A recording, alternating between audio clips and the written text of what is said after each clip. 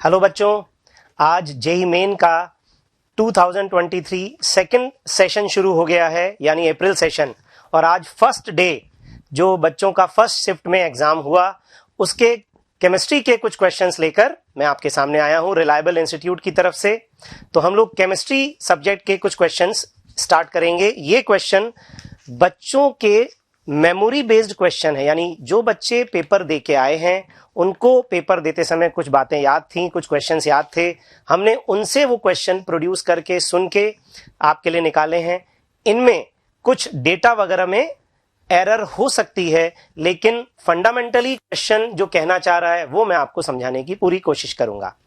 तो सबसे पहले मेरे पास क्वेश्चन है फिजिकल केमिस्ट्री का, और ये एटॉमिक स्ट्रक्चर के चैप्टर का क्वेश्चन है। फर्स्ट क्वेश्चन, इस क्वेश्चन में radius of first orbit of hydrogen atom is 51 picometer, determine the radius of fifth orbit of lithium 2+। Atomic structure Bohr model.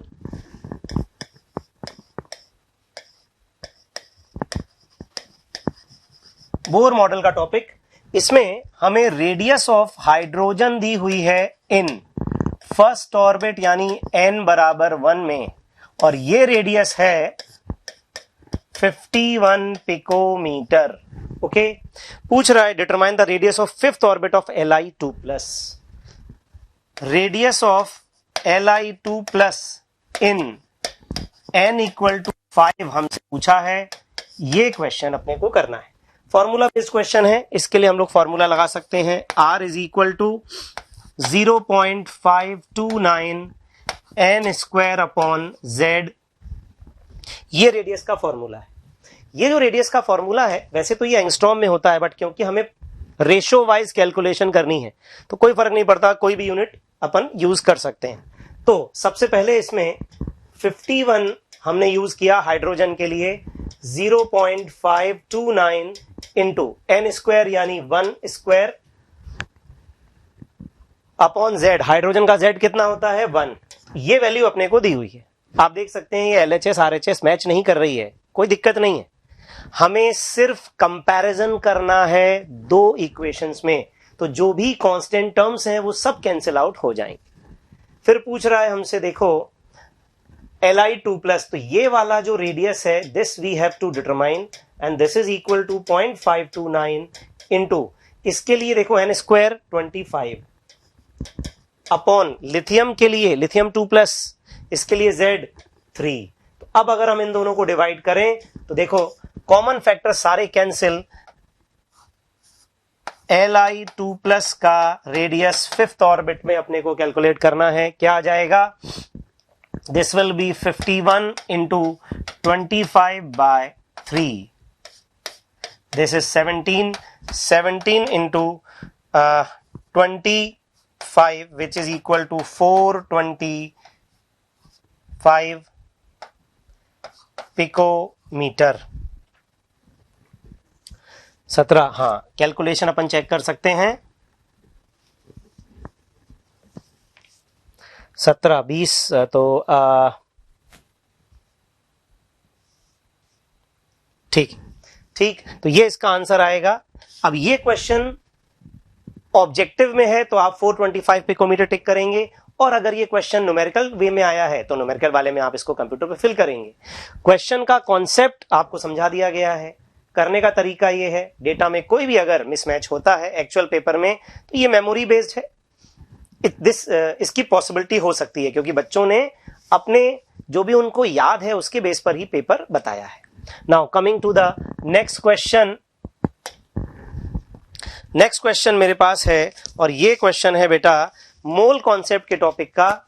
इसमें दिया हुआ है how many moles of barium phosphate will form by the reaction of 5 moles of BaCl2 and 3 moles of sodium phosphate. Stoichiometry का topic, barium chloride और sodium phosphate, इनकी reaction से कितना barium phosphate बनेगा।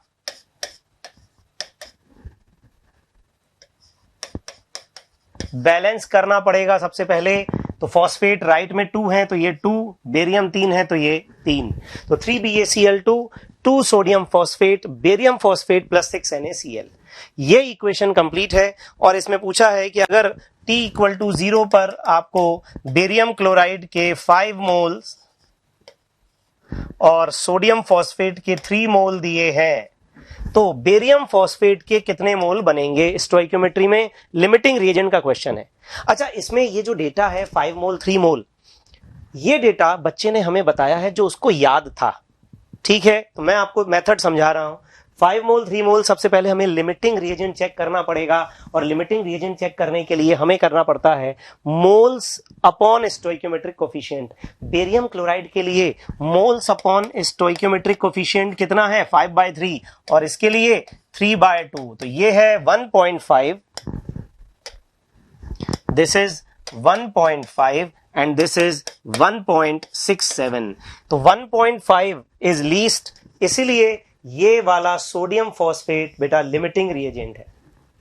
और सोडियम फॉस्फेट अगर limiting reagent है तो जो बेरियम फॉस्फेट के मोल्स बनेंगे वो इसके हिसाब से कितने आ गए, 2 मोल से 1 मोल बन रहा है तो 3 से 1.5 मोल बेरियम फॉस्फेट बन जाएगा।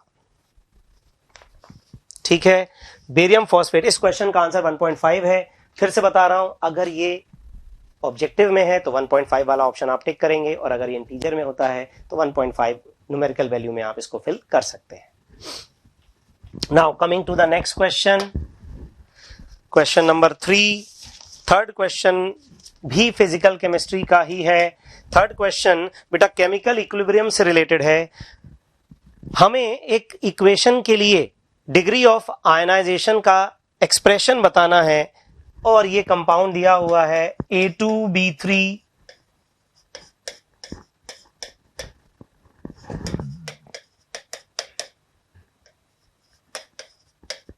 ये अपने को दिया हुआ है। ठीक है, लेट से T इक्वल टू 0 पर दिस इज C। अगर इसकी डिग्री ऑफ आयनाइजेशन अल्फा है तो ये C1 minus alpha, 2C alpha, 3C alpha, ये हो गया डिग्री ऑफ आयनाइजेशन और इनके कंसंट्रेशन इक्विलिब्रियम पर। अब क्योंकि क्वेश्चन में दिया है कि ये जो A2B3 है बेटा ये एक वीक इलेक्ट्रोलाइट है बच्चे, और अगर ये वीक इलेक्ट्रोलाइट है तो ये कॉन्सेंट्रेशन आपको C ही लेनी पड़ेगी। मतलब 1 minus alpha is approximately equal to 1 क्योंकि alpha is very much less than 1। Alpha is very much less than 1 weak electrolyte के लिए। तो अब मैं इस एक्सप्रेशन को लिखूंगा equilibrium constant A3 plus square B2 minus cube upon A2B3। तो ये हो जाएगा बेटा 2C alpha square 3C alpha cube upon C। तो ये आएगा 4 into 27 into C to the power 4 alpha to the power 5 is equal to equilibrium constant. हम इसको सॉल्व करेंगे इसके आगे तो ये आ जाएगा 108। अल्फा का एक्सप्रेशन होगा K equilibrium into 108 upon C to the power 5 whole power 1/5।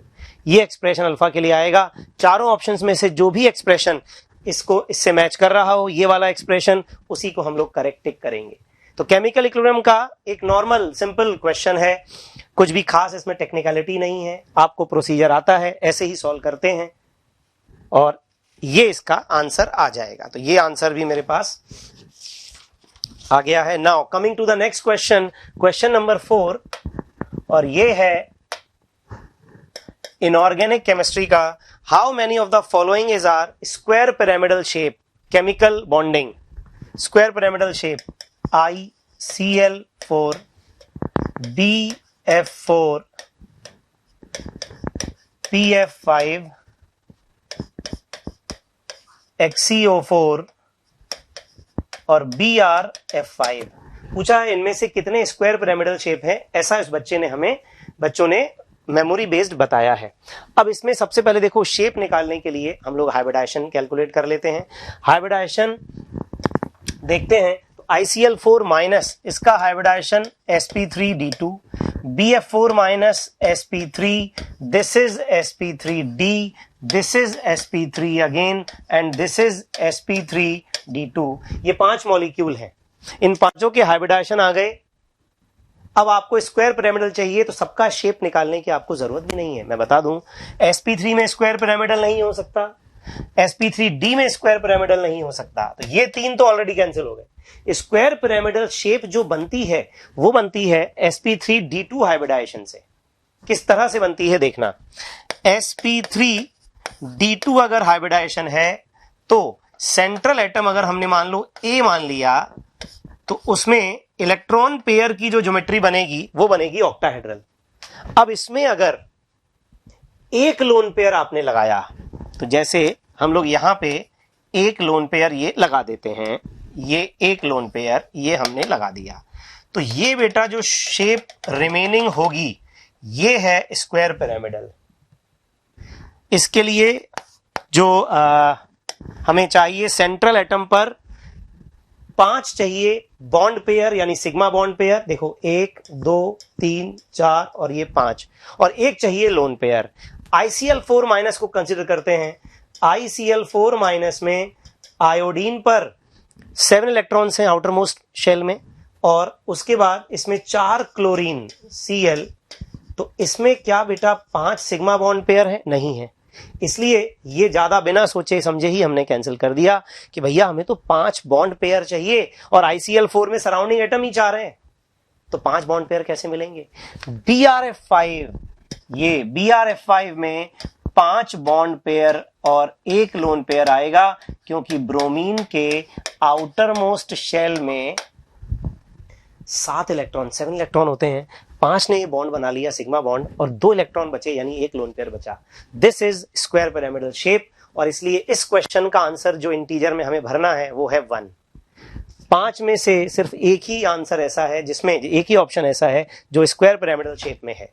तो पहले हाइब्रिडाइजेशन चेक किया, हाइब्रिडाइजेशन के बेस पर हमने कहा sp3 और sp3d में स्क्वायर पिरामिडल होता ही नहीं है, तो जो होता है वो BRF5 में आ जाएगा, sp3d2 से बनेगा ये। Now coming to the next question, ये भी इनऑर्गेनिक केमिस्ट्री का है, पीरियोडिक प्रॉपर्टी के चैप्टर का। In which of the following pairs of elements electron gain enthalpy difference is highest? Electron pair A, B, C और D, neon and fluorine, neon and chlorine, argon and fluorine, argon and chlorine. देखिए सबसे पहले हमें यहां पे देखो 2 तो noble gas हैं और 2 हेलोजन फैमिली के मेंबर्स हैं। हाईएस्ट डिफरेंस चाहिए, नोबल गैस की इलेक्ट्रॉन की एंथैल्पी पॉजिटिव और क्लोरीन फ्लोरीन की इलेक्ट्रॉन की एंथैल्पी नेगेटिव। तो हाईएस्ट डिफरेंस अगर चाहिए तो एक लेना पड़ेगा हमें मोस्ट पॉजिटिव और दूसरा लेना पड़ेगा मोस्ट नेगेटिव। क्लोरीन और फ्लोरीन, इनमें से मोस्ट नेगेटिव कौन होता है? Chlorine. Most negative delta HEG यानी इलेक्ट्रॉन गेन एंथैल्पी जो है -349 किलो जूल पर मोल, और नियॉन की इलेक्ट्रॉन गेन एंथैल्पी आर्गन से भी ज्यादा पॉजिटिव है। इट इज यहां पे this is a most positive delta HEG जो है 116, दिस इज 116 किलो जूल पर मोल। तो नियॉन और आर्गन में नियॉन मोस्ट पॉजिटिव, फ्लोरीन और क्लोरीन में क्लोरीन मोस्ट नेगेटिव, तो इनके बीच का जो डिफरेंस है वो सबसे बड़ा हो जाएगा। तो यही आपसे पूछा है, in which of the following pairs of elements electron की एंथैल्पी डिफरेंस इज हाईएस्ट, और ये आएगा नियॉन एंड क्लोरीन यानी बी ऑप्शन में। तो ये पीरियोडिक प्रॉपर्टी के चैप्टर का क्वेश्चन था। ये 5 क्वेश्चन अभी हम लोगों ने डिस्कस किए हैं।